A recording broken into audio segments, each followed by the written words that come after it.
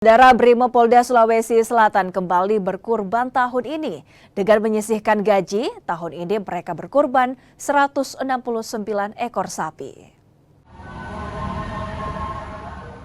Sebanyak 169 ekor sapi untuk kurban dikumpulkan dari hasil penabung selama 1 tahun.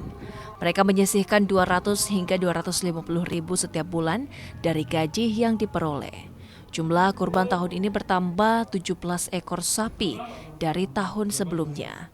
Seiring bertambahnya jumlah anggota yang ikut menabung. Sapi kurban akan disembelih di beberapa lokasi, diantaranya di Makosat Brimob, Batalion A, Batalion B di Parepare, Batalion C di Bone, Batalion D di Luwu, dan Gegana. Alhamdulillah peningkatan jumlah kurban yang ada di jajaran Sat Brimob Polda Sulsel ini sudah tercatat sekitar 169. Nah, ini seiring dengan waktu tinggal 2 hari ini kemungkinan akan nambah lagi. Ini bisa berjalan karena apa? Anak-anak kami, anggota kami mempunyai sistem yaitu tabungan untuk kurban. Jadi setiap bulannya mereka menyisihkan uang dari 200 sampai 250 ribu, mereka membentuk satu kelompok. Dan di akhir tahun pada saat Idul Kurban ini mereka belikan sapi.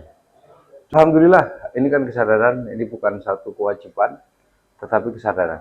Kita tidak pernah memaksa untuk mereka nabung, tapi mereka sendiri berperan. Terutama senior-senior yang sudah jalan, diikuti sama junior-juniornya, termasuk yang remaja, yang baru dinas, ikut nabung untuk di tahun ini. Tabungan kurban menjadi salah satu tradisi di Satuan Brimob Polda Sulsel.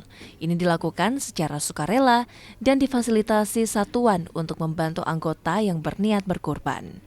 Daging kurban nantinya dibagikan ke warga yang berhak menerima.